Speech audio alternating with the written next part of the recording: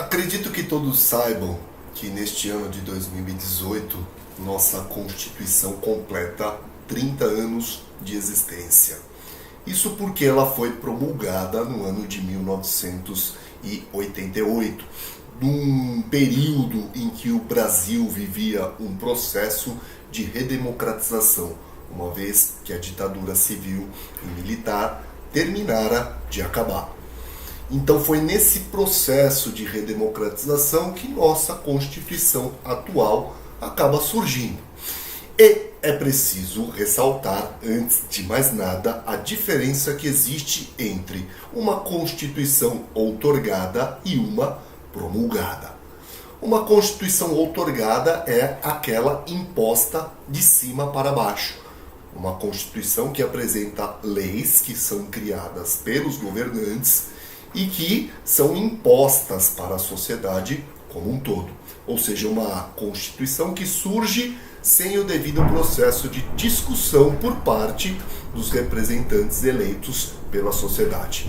Já, por outro lado, uma Constituição promulgada é aquela resultado do debate estabelecido pelos representantes eleitos democraticamente pela população, pela nação.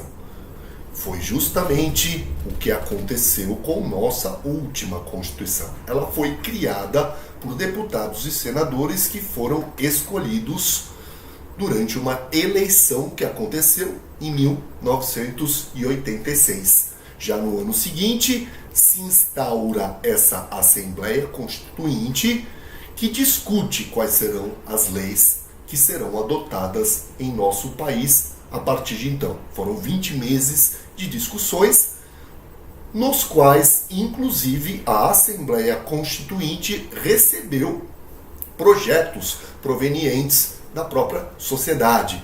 Foram as chamadas emendas populares, projetos que foram apresentados por setores organizados da sociedade para a Assembleia Constituinte avaliar. São dezenas de emendas populares que foram acrescentadas ao texto original de nossa Constituição. Portanto, nossa Constituição é sim a mais democrática que já existiu na história de nosso país. Não por acaso ela foi chamada de Constituição cidadã, porque ela garante uma série de direitos individuais e sociais. Muitos dos quais, inclusive, nem existiam anteriormente. Vou citar apenas alguns desses direitos e garantias que estão presentes na nossa Constituição atual. Primeiramente, o direito de liberdade de expressão. Essa Constituição acaba com a censura que predominou durante boa parte da ditadura civil e militar. É uma Constituição que garante também o direito de habeas corpus, direito do indivíduo garantir a sua liberdade se ele foi vítima de um ato abusivo por parte de alguma autoridade constituída. É uma Constituição que garante também direitos sociais, como o direito ao acesso à educação, uma educação pública gratuita e de qualidade que o Estado deve oferecer aos cidadãos. Oferece também a garantia de acesso à saúde. É essa Constituição que cria, por exemplo, o SUS, Sistema Único de Saúde, que existe, vigora, está existindo aí ao longo desses últimos 30 anos e hoje atende cerca de 70% da nossa população que depende desse serviço público de saúde. É uma Constituição que garante direitos também a minorias específicas, como por exemplo os quilombolas e os indígenas, que garantiram o direito de viver nas terras que os seus ancestrais já haviam ocupado em períodos anteriores da nossa história. Portanto, sem dúvida nenhuma, é uma Constituição que garante vários direitos individuais e sociais. E ela afirma claramente, expressamente, que todo poder emana do povo. Portanto, garante também o sistema democrático como sendo aquele que a partir de então passa a ser vigente. A Constituição afirma que nossa democracia será representativa, uma vez que os cidadãos escolhem os seus representantes, e esses representantes governam ou legislam em nome da sociedade, mas ela garante também a possibilidade da própria sociedade participar de forma direta nas decisões a respeito dos destinos do país. De que maneira? Por meio de plebiscitos, referendos ou por meio de ações populares. Certo? Projetos de lei que a própria sociedade encampa e que podem ser aprovados no Congresso e passarem a vigorar efetivamente no país. Então, ela garante essa democracia representativa e cria mecanismos também que, de uma certa forma, possibilitam uma participação mais direta, mais efetiva da sociedade nas decisões dos destinos do país. Certo? Agora, é claro que de lá para cá, ao longo desses 30 anos, nosso texto constitucional original passou por várias mudanças. Foram várias as emendas que foram criadas ao longo desses 30 anos de existência. No entanto, apesar dessas emendas todas que foram acrescentadas, podemos dizer que nossa Constituição é sim bastante resiliente. O que significa isso? A resiliência é a capacidade que um corpo tem de voltar ao seu estado natural, mesmo depois de sofrer influências externas, mesmo depois de sofrer adversidades, críticas de situações exteriores. Por que nossa Constituição é resiliente? Porque, apesar de sofrer mudanças, ela possui um núcleo duro, que a gente chama de cláusulas pétreas. São leis que praticamente não podem ser mexidas, não podem ser mudadas. São leis que garantem principalmente os direitos civis, os direitos individuais que todos os cidadãos possuem. Então, esse núcleo duro das cláusulas pétreas, de fato, não pode ser mexido. Por isso que a nossa Constituição passa por transformações, mas ela acaba mantendo o seu estado natural, uma vez que ela possui essas cláusulas pétreas. Certo?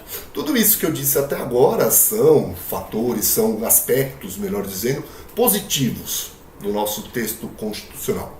No entanto, há aqueles que fazem críticas à nossa Constituição. Inclusive, no próprio ano em que ela foi promulgada, em 88, o presidente José Sarney, na época, afirmou que com essa Constituição o nosso país ficaria ingovernável. Por quê? Primeiro porque os críticos afirmam que é uma Constituição muito detalhista, ela possui muitas minudências, ou seja, ela trata de muitos assuntos. E segundo os críticos, ao tratar de tantos assuntos, ela acaba não se preocupando com aquilo que seria o mais importante. Segundo, esses críticos afirmam também que nessa Constituição atual, os três poderes, legislativo, executivo e judiciário, possuem muitas prerrogativas, ou seja, possuem poderes excessivos e que por isso mesmo esses poderes acabam não se harmonizando entre si, causando conflitos entre eles. Conflitos, inclusive, que a gente de fato vem presenciando ao longo dos últimos anos. Há críticos de tendência ideológica liberal que afirmam também que é uma Constituição muito estatizante, uma vez que ela confere ao Estado inúmeras responsabilidades que, segundo esses liberais, o Estado não teria condições de garantir de maneira efetiva.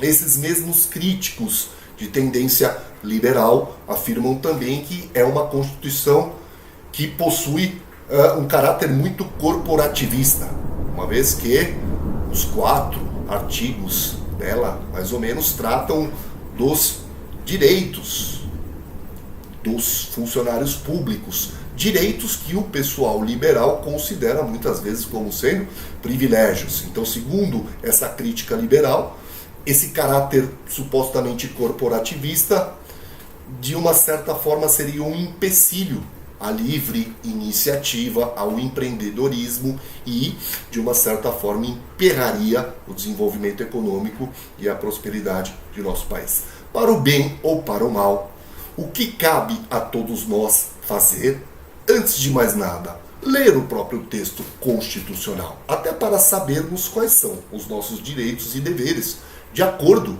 com essa Carta Magna que vigora hoje em dia.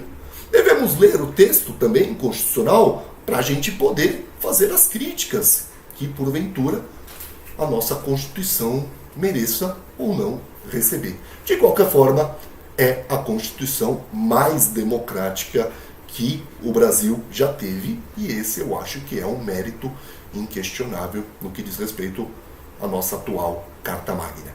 Não deixem de fazer esta atividade relacionada aos 30 anos da Constituição e façam também a atividade anterior que tem muito a ver com esta, que trata da violência política e da crise na democracia. Certo? Beijos.